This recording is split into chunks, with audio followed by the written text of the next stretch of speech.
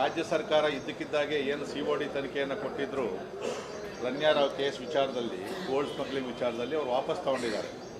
ಬಹುಶಃ CID ಅಧಿಕಾರಿಗಳು ಕೂಡ ಸಮರ್ಥವಾಗಿ ಇದನ್ನು ತನಿಖೆ ಮಾಡಿ ಅವ್ರು ಹೇಳಿರ್ತಾರೆ, ಸರ್ ನಾವು ರಿಪೋರ್ಟ್ ಕೊಡ್ತೀವಿ, ಇದರಲ್ಲಿ ಪೊಲಿಟಿಷಿಯನ್ಸ್ ಕೂಡ ಇದ್ದಾರೆ, ಗಣ್ಯರು ಕೂಡ ಇದ್ದಾರೆ, ಇದರಲ್ಲಿ ನಿಮ್ಮ ಸರ್ಕಾರಕ್ಕೆ ಮುಜುಗರ ಆಗ್ಬೋದು ಅಂತಕ್ಕಂಥ ಒಂದು ವಿಚಾರವನ್ನು ಅವ್ರು ತಿಳಿಸಿದ ಮೇರೆಗೆ ಅವರ CODಯಿಂದ ವಾಪಸ್ ತೊಗೊಂಡಿದ್ದಾರೆ.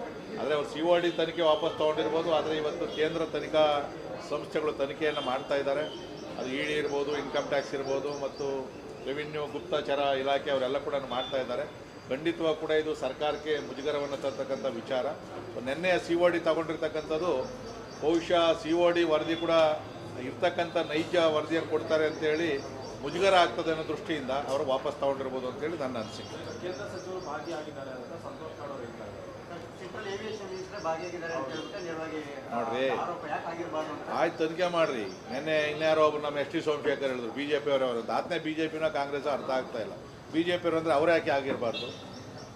ಕೇಂದ್ರ ಸಚಿವರಾಗಿದ್ದರೆ ಮದುವೆಗೆ ಹೋಗ್ಬೇಕಾಗಿತ್ತಲ್ಲ, ಅಷ್ಟು ಕ್ಲೋಸ್ ಆಗಿದ್ದಿದ್ರೆ. ಕೇಂದ್ರ ಸಚಿವರಾಗಿತ್ತು ಅಂತಾರೆ ಬೆಂಗಳೂರಲ್ಲಿ ಯಾಕೆ ಸ್ಮಗ್ಲಿಂಗ್ ಮಾಡೋಕ್ಕೆ ಇದು ಮಾಡ್ತಾರೆ, ಇಡೀ ದೇಶದಲ್ಲಿ ಮಾಡ್ಬೋದು ಅವರೆಲ್ಲ ಕೂಡ. ಈ ಥರ ಈ ಡೈವರ್ಷನ್ ಮಾಡೋದಕ್ಕೆ ಬಾಯಿಗೆ ಬಂದಂಗೆಲ್ಲ ಮಾತಾಡೋವಂಥದ್ದು ಒಬ್ಬ ಸಚಿವರಿಗೆ ಅಷ್ಟೊಂದು ಗೌರವ ತರ್ತಕ್ಕಂಥ ವಿಚಾರ ಅಲ್ಲ. ಯಾಕಂದರೆ ನಾವು ಒಬ್ಬ ಜವಾಬ್ದಾರಿ ಸ್ಥಾನದಲ್ಲಿ ಇರ್ತಕ್ಕಂಥವ್ರು ವರದಿ ಆಧಾರದ ಮೇಲೆ ನಾವು ಕೆಲವು ವಿಚಾರಗಳನ್ನು ಹೇಳಬೇಕು ಹೊರತು ಊಹಾಪೋಹಗಳ ಮೇಲೆ ಜನಗಳ ಮನಸ್ಸನ್ನು ಬೇರೆ ಕಡೆ ತಗೊಂಡು ಹೋಗ್ತಕ್ಕಂಥದ್ದು ಅದು ಸಂತೋಷ್ ಲಾಡೋರ ಬಾಯಲ್ಲಿ ಬರ್ತದೆ ಅಂದ್ಕೊಂಡಿಲ್ಲ. ಅವರೊಬ್ಬರು ಸಜ್ಜನರು ಅಂದ್ಕೊಂಡಿದ್ದೀವಿ ನಾವು. ಅದಕ್ಕೋಸ್ಕರ ಅವ್ರು ಏನು ಹೇಳಿಕೆ ಇದೆ ಅನ್ನೋ ಅದು ಮರುಪರಿಶೀಲನೆ ಮಾಡಬೇಕು, ತನಿಖೆ ಮಾಡಬೇಕು. ಅದರಲ್ಲಿ ಏನಾದರೂ ಅವರ ಪಾತ್ರ ಇಲ್ಲ ಅಂತ ಹೇಳಿದ್ರೆ ಬಹಿರಂಗವಾಗಿ ಕ್ಷಮೆ ಕೇಳಬೇಕು. ಬಾ ಎಲ್ಲ